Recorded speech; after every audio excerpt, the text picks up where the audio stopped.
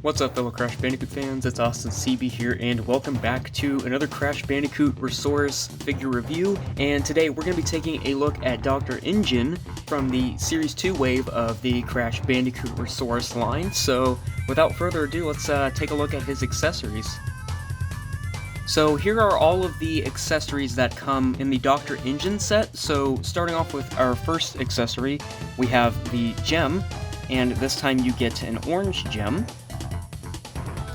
And then onto Engine's actual accessory. So the first thing you get here is a missile accessory, and this is the one that actually goes into his skull.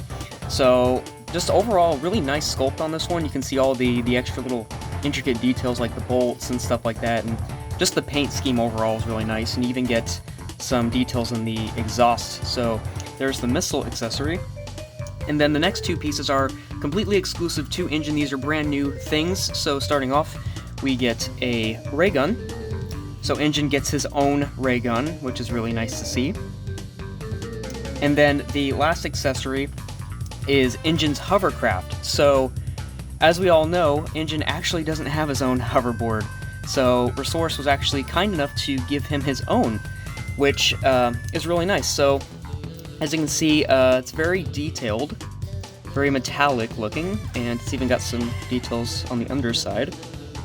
Very nice. And looking at it, it really reminds me of the mech that you see in his boss fight in Crash 3, which is really cool. So that's a nice little detail if you're, paying attention to it. But yeah, so that's all of Dr. Engine's accessories. Let's go ahead and take a look at the figure. Alright, so here is Dr. Engine himself, and what an impression. This figure looks awesome. So starting off with his head, just gonna point out the details here. As you can see, they actually went the extra mile and added these neat little bolts into the plating on his face, which is really cool to see, and it's got a nice paint finish as well. His actual face, his flesh tone is alright. He's got some bags under his eyes and some eyebrow details as well. And of course his hair is super detailed. You can see each individual mark, which is awesome. And then, like I mentioned earlier, the missile is detachable, so this is actually an accessory. And they even detailed the inside here as well. You can kind of see some lines where they did the markings, but overall that's a really nice feature, and the missile just goes right into the socket, and it fits perfectly well. You don't have to worry about it falling out or anything. But if we go ahead and just look at the back of his head, you can actually see he's got a little bit of an undercut as well, which is nice to see. His ears are present except on the plating side, which he's got a little bolt sticking out there. But yeah, overall, the facial expression on this guy is really good.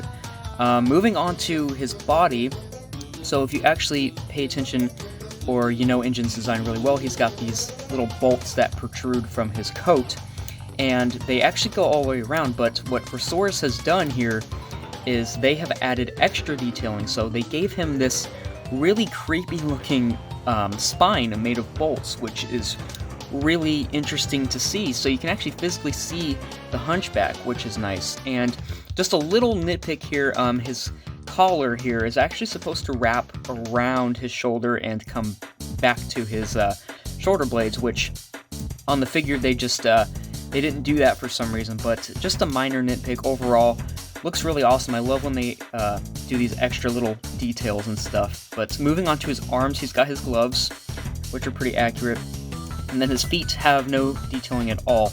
So that's all of the details on the figure. So as far as articulation goes, his head does swivel around. You can actually get it to go around 360 if you twist it enough, but do be warned, these figures are very, very fragile. I cannot stress that enough. These figures do break super easily, so just be careful. And Engine's one of the figures that I have seen break a lot, so yeah, definitely be careful with Engine. His arms, they are actually on little swivels, and they are pretty tight, at least mine is, so do be careful with that. And you can actually move them back and forth. I don't want to do it too much because mine is really aged, so I don't want to take a risk of breaking it. As far as his wrists go, his wrists can swivel back and forth as well. Both of them do. And then his feet, just like Cortex, his feet don't move at all, but you can kind of swivel them. It is a very tight swivel, but you can do it. Maybe your figure might be a little bit loose, but like I said, mine has aged a lot, so yeah, pretty much that's all the articulation you get with Injin. So I'm gonna go ahead and show him on his hoverboard now. Alright, so here is Dr. Injin on his hovercraft, and he looks awesome. Probably just as good as Cortex, I think. I think this one looks a little bit better, but overall, I think it really suits him. I'm really glad that they decided to throw in this extra detail. It's really nice, and it just makes the figure stand out overall. So here's Dr. Injin, brand new in box, and as you can see, it's sporting that awesome Series 2 artwork. You gotta love it. And then, of course, you get the figure, as well as all of his accessories. And then here is his display card. And then if we flip the figure over,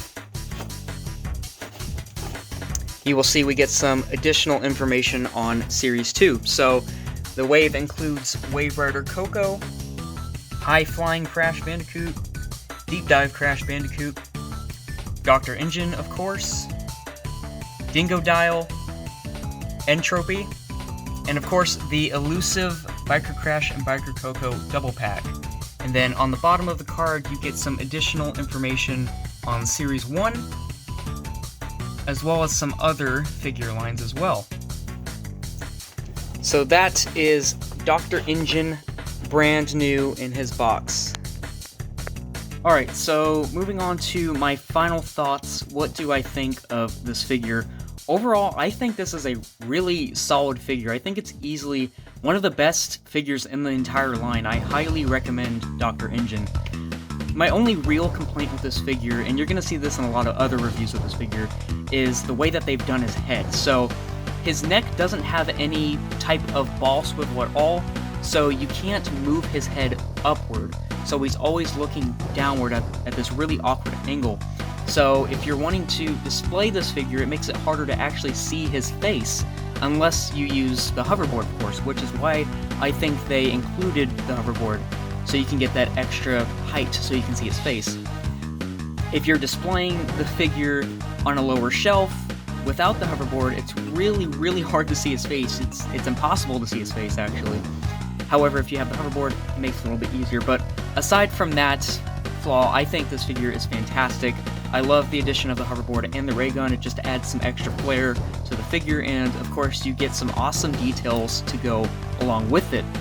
Now, if you're looking for this figure loose, the prices can fluctuate. Sometimes you can find them for really cheap, like I found mine for 40 bucks complete. Sometimes you can find them for higher prices.